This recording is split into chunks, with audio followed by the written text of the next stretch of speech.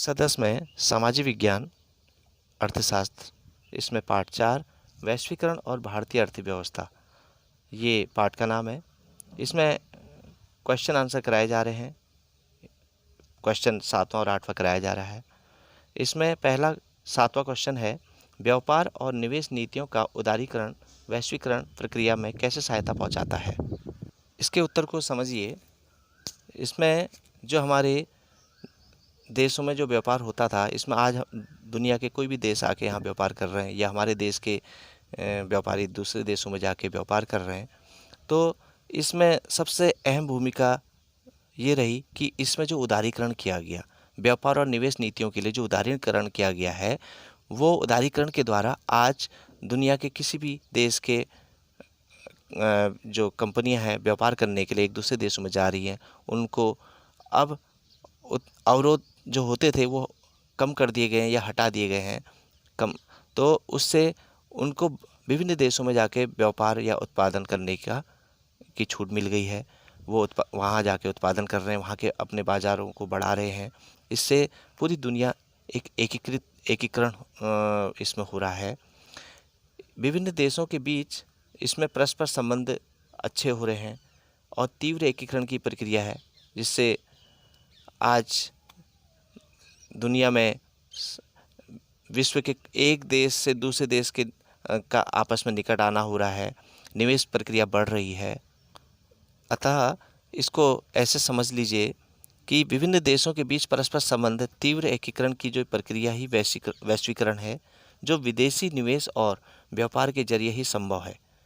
इससे विश्व के देश एक दूसरे के निकट आकर व्यापार और निवेश प्रक्रिया को बढ़ा रहे हैं। इसे देखिए, मतलब विश्व के कोई भी देश हैं वो व्यापार करने आ रहे हैं तो एक दूसरे के निकट आ रहे हैं, एक दूसरे के साथ वैश्वीकरण प्रक्रिया में सहयोग कर रहे हैं। इससे एकीकरण बढ़ रहा है और लोगों को विभिन्न देशों के व्यापारियों को दूसरे देश में व्यापार करने के जब मौका मिल रहा है तो उनका बाज़ार बढ़ रहा है। जैसे चाइना भारत में व्यापार करता है तो यहाँ पर पूरा भारत की जनसंख्या को देखते हुए देखिए उसे इतना बड़ा बाज़ार मिल गया है। ऐसी भारत किसी दूसरे देश में जाके व्यापार करता है तो वहाँ उसको वहाँ का बाज़ार, वहाँ की उतनी जनसंख्या उसको व्यापार के लिए मिल गई है।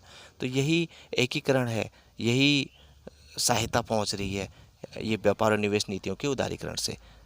अगला क्वेश्चन है, क्वेश्चन कह रहा है इसमें 8वां, विदेशी व्यापार विभिन्न देशों के बाज़ारों के एकीकरण में किस प्रकार मदद करता है, उदाहरण देकर समझाओ।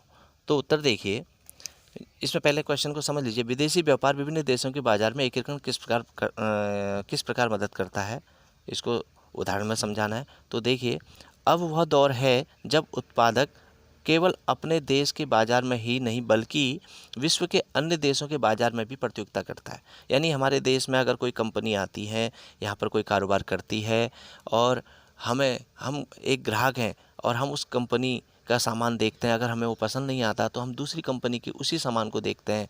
तो यानी हमारे सामने कई कंपनी ऐसी हैं जो सामान हमारे सामने रख रही हैं, हमें जो पसंद आता है, जिसमें अच्छी क्वालिटी, जिसका मूल्य कम है, जो अच्छी गुण युक्त है, उसका हम चयन कर सकते हैं। तो ये एक प्रतियोगिता का माहौल इस बाज़ार से बन गया है, जिससे विभिन्न देशों के बाज़ारों का भी एकीकरण हो गया है। जैसे भारत की कारें अन्य देशों में या चीन के खिलौने से भारत बाज़ार में उतरना है, ये इसके उदाहरण हैं। धन्यवाद।